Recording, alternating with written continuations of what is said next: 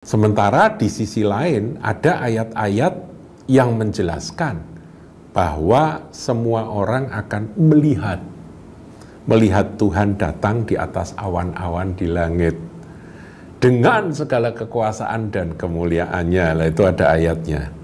Nah ini kan sering dipertentangkan, saudaraku ya. Katanya Tuhan itu kalau datang semua orang menyaksikan. Lah kok yang satunya berkata Tuhan datang seperti pencuri.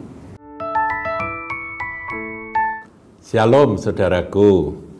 Saudara, tentang eskatologi, akhir zaman, kedatangan Tuhan dan sebagainya itu memang menarik, apalagi sekarang ya, di mana tanda-tanda sudah tergenapi satu persatu, kita sudah semakin dekat dengan kedatangan Tuhan.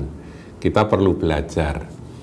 Nah, saudara, ada pertanyaan yang disampaikan, pertanyaan klasik ini, yaitu apakah kedatangan kembali Tuhan Yesus, jadi kedatangan Tuhan Yesus kali kedua, itu terjadinya 2 periode atau 1 periode?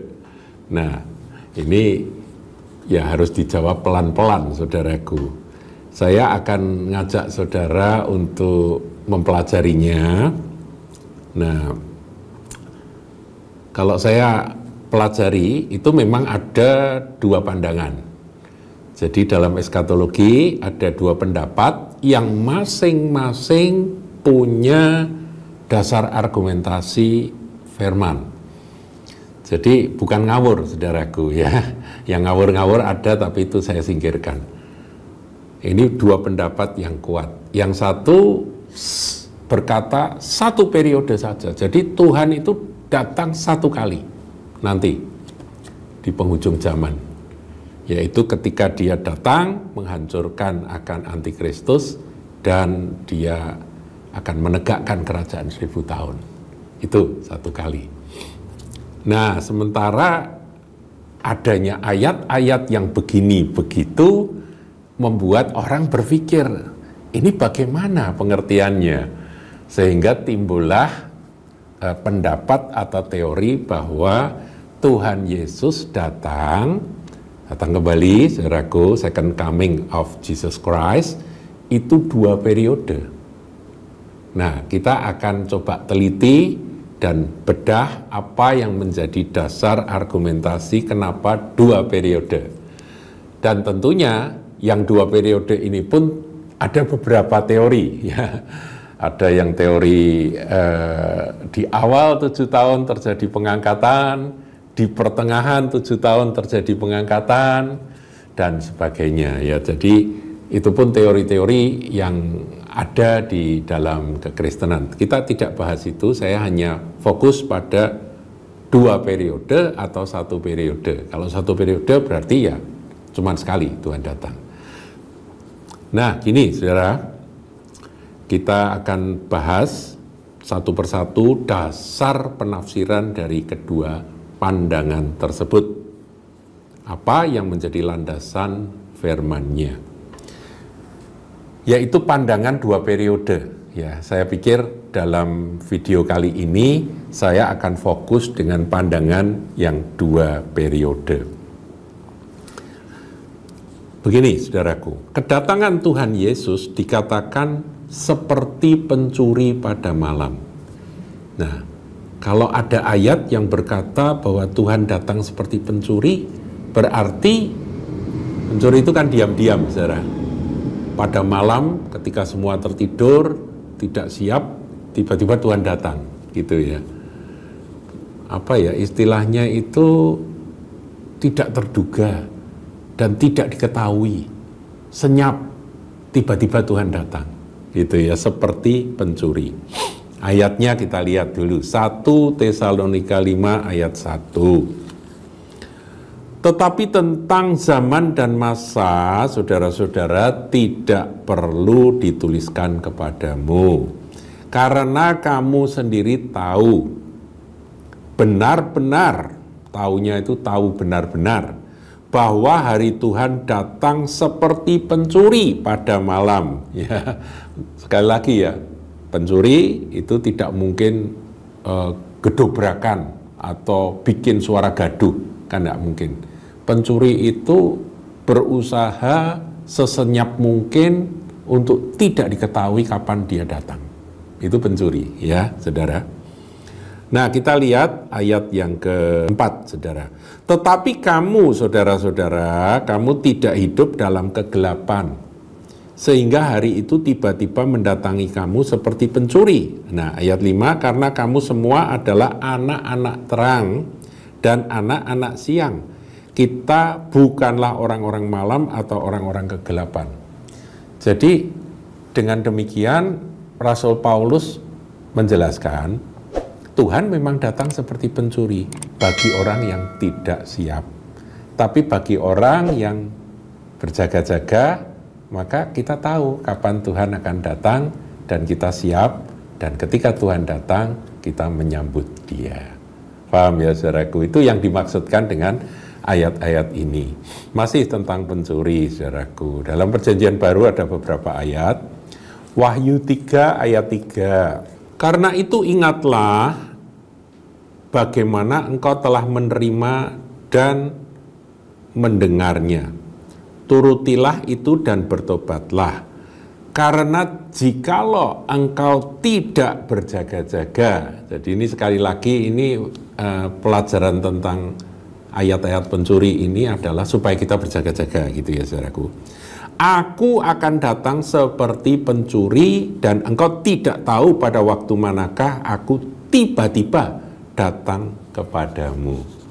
Ya, itu seperti pencuri, saudaraku. Jadi ada ayat-ayat yang mengatakan bahwa Tuhan Yesus itu datang seperti pencuri.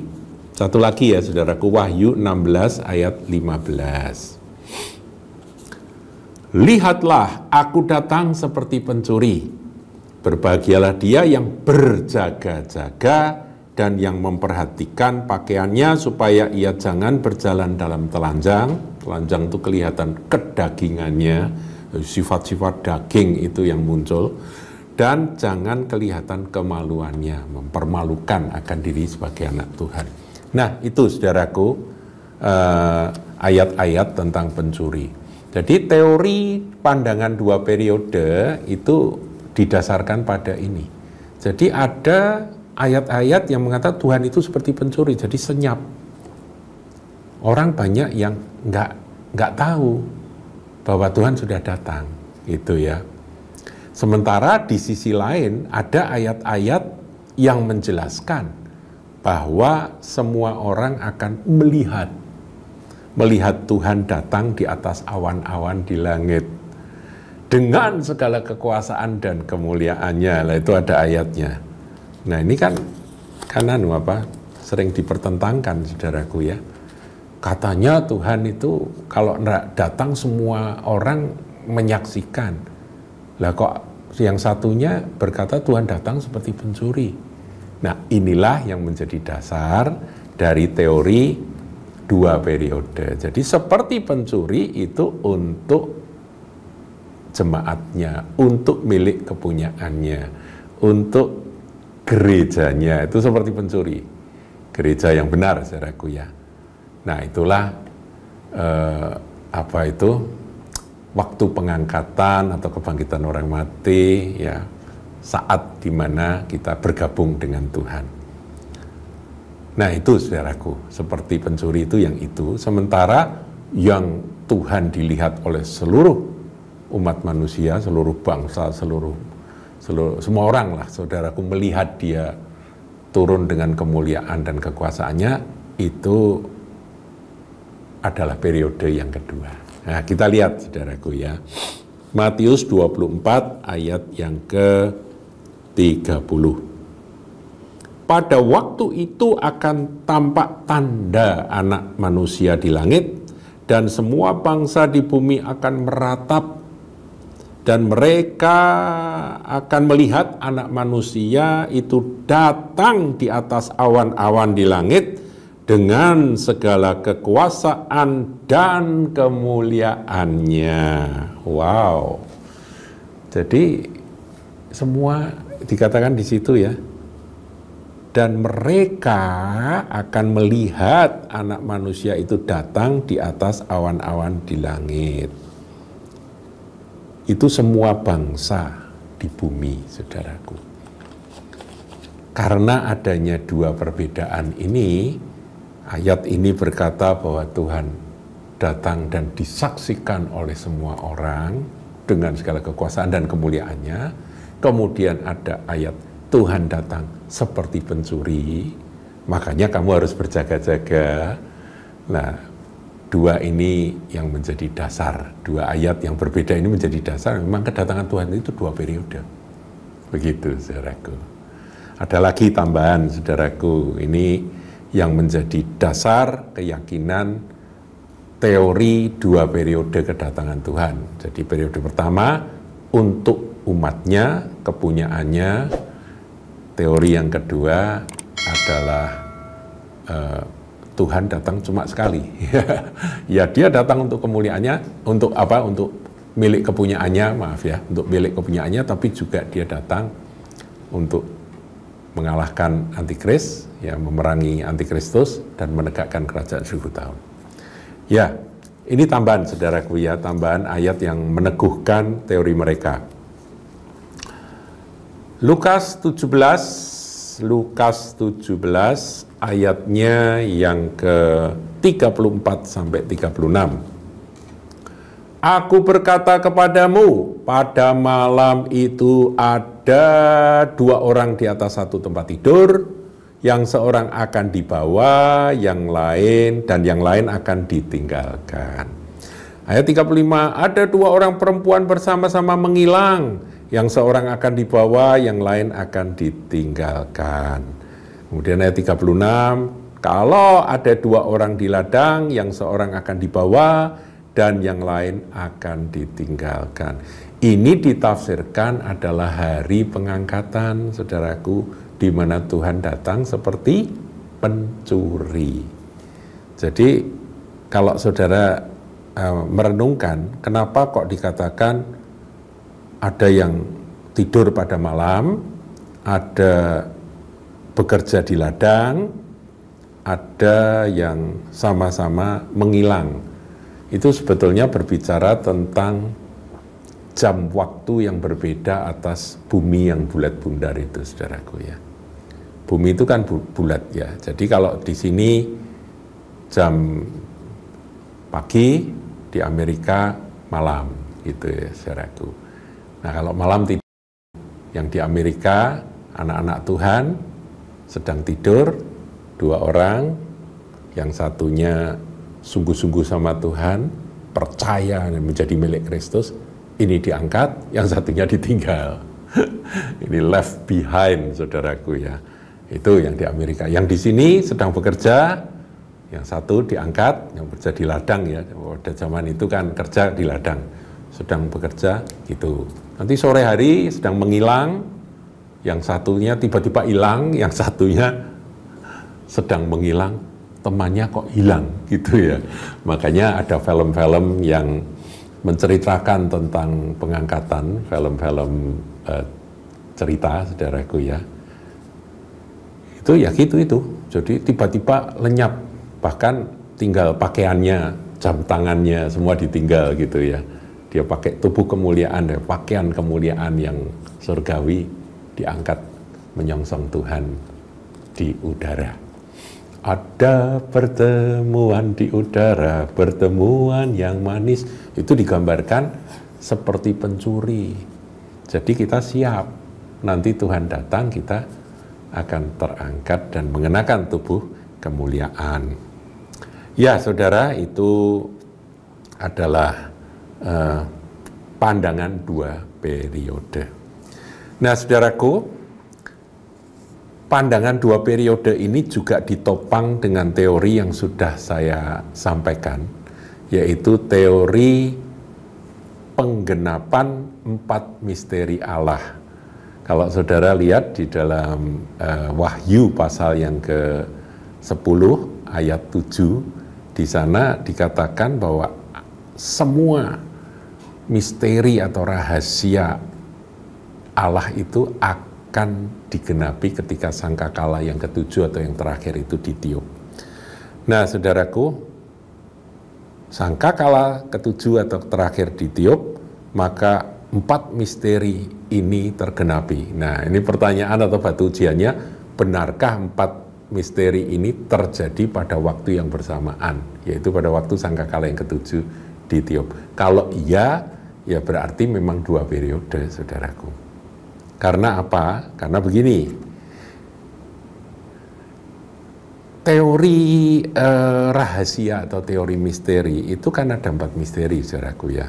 Jadi ketika Antikristus itu kan misteri. Nanti saudara bisa baca 2 Tesalonika 2 ayat 7, atau kita baca aja ya. Ini pengulangan, saudara.